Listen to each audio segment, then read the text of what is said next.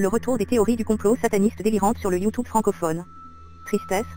La recette est toujours la même, des petites musiques tristes, des images et des extraits sortis de leur contexte sans aucun recul critique, et toujours placer la conclusion avant l'analyse de fond. Ils sont Satanos. C'est la démarche totalement inverse d'une approche argumentaire ou scientifique sérieuse. Mais pas de doute, ça risque de séduire pas mal de Français en mal de théories simplistes pour expliquer un monde complexe. On a hâte de voir le moment où le gars nous expliquera que l'immigration est liée à ce complot sataniste. On y vient toujours.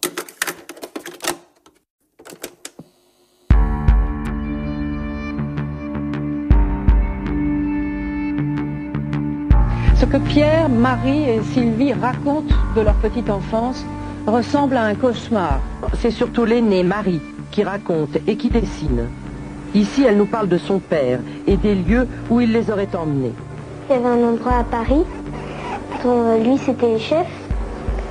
Donc il disait qu'il était un grand mage et qu'il s'appelait Bouc-Noubourg. Et dans cet endroit, ils avaient des grandes robes blanches avec des bords dorés. Puis ils faisaient des prières, ils violaient les enfants, ils leur faisaient peur et puis il y avait plusieurs autres gens aussi qui nous violaient, ils nous endormaient avec des espèces de bouillies. Qu'est-ce que tu nous as décidé?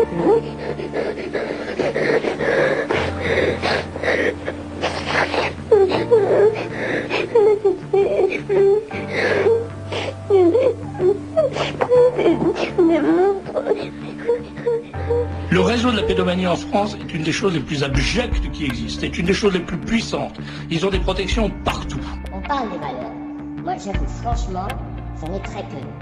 Mais celles que j'ai en ce moment, j'y tiens beaucoup. Je vais à 9h du matin retrouver les 8 petits gosses entre 16 mois et 2 ans. Je vais leur torcher le cul, je vais les chatouiller, ils me chatouillent, on se fait des papouilles. Vous savez que la sexualité d'un gosse est absolument fantastique. Enfin, c'est quand même, faut être honnête, sérieux, un petit gosse. Moi, je travaillais avec avant, les tout petits, là. Les tout petits, c'est autre chose. Mais avec des gosses qui avaient entre 4 et 6 ans.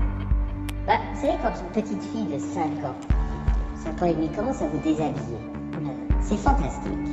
C'est fantastique, c'est un jeu absolument érotico-maniaque. Et récemment, on a entendu dire par un personnage très important qu'ils avaient même des protections dans la magistrature.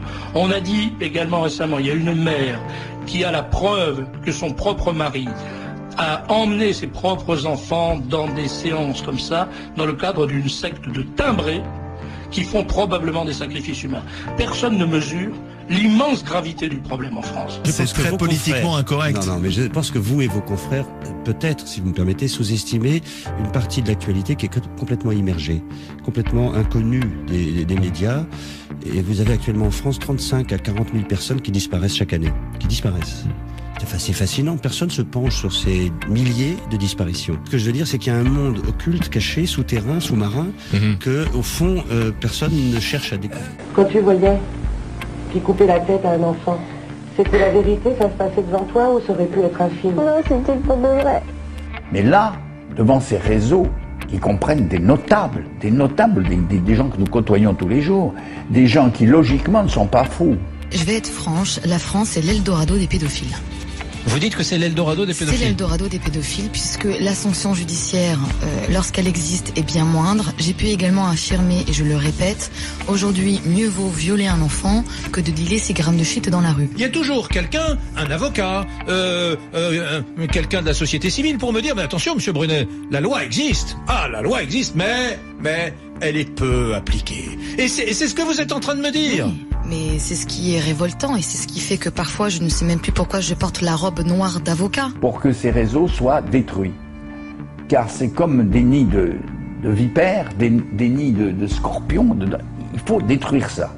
Et après, ils ont tué Marguerite, alors il fallait que tout le monde vienne pour l'aider.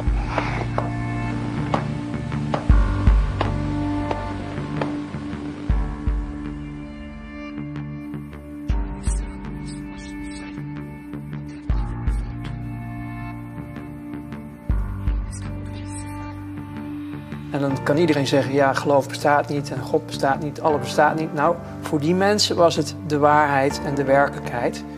Hun diende dus iets onstoffelijks. Hun diende wat zij noemden Lucifer.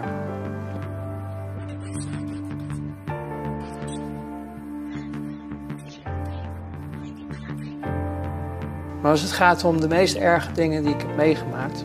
Laten we het zo zeggen, ik zat in een opleiding tot psychopaat en ik ben gezakt. Ik heb het niet gehaald, ik ben geen psychopaat geworden. En daar was dan op dat moment een heilige mis, hun heilige soorten mis. En dat was met blote vrouwen en wat drank en dit en dat. Les personnes qui avaient aussi fait l'objet d'ouverture de leur caveau et qui avaient eu leurs proches sortis de la tombe et on leur avait arraché le crâne, etc. pour avoir des totems dans les rituels sataniques, etc. Que ce soit dans le monde de la politique, dans le monde de la magistrature, dans le monde scientifique, dans le monde de la finance. Maar er kwam een moment, toen werd ik dus uitgenodigd, daarom vertel ik dit ook, om mee te gaan doen aan offers.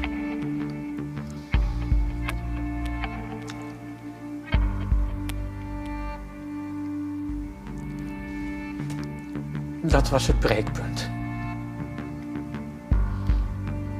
Kinderen. Okay. Dat werd je gevraagd? Ja, ik kon het niet.